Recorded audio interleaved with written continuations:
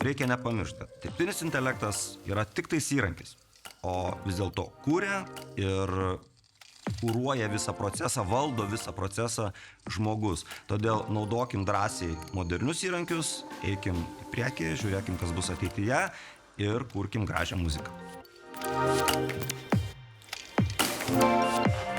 Elektroninės muzikos kompozicijos ir atlikimo programa, kaip ir sako pats pavadinimas, yra apie muziką, apie jos komponavimą, apie jos atlikimą gyvai ir apie jos integravimą į mūsų kasdienį gyvenimą. Kas tai bebūtų, ar tai būtų teatras, ar tai būtų kinas, ar tai būtų kasdienės garso tekstūros, kurias mes girdime savo telefone, išmaniajame kokiame nors įrenginyje ar parkingo aikštelėje.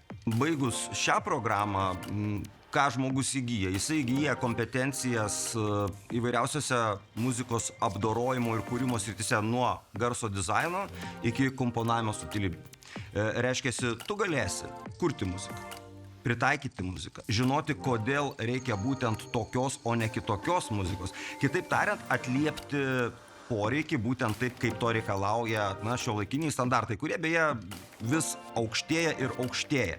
Jeigu tu mėgsti kurti, bet jauti, kad norėtum išplėsti savo žinių ribas, sužinoti, kaip tai daro kiti kompozitoriai, kaip tai buvo daroma kartų kartos iki tavęs, kaip tai galbūt bus daroma ateityje. Jeigu tu nori realiai pamatyti savo kūrybos vaisius gyvenime, realiuose darbuose, realiuose projektuose, tai kviečiu tave rinktis elektroninės muzikos kompozicijos ir atlikimo studijas. Tai yra pati geriausia vieta tam.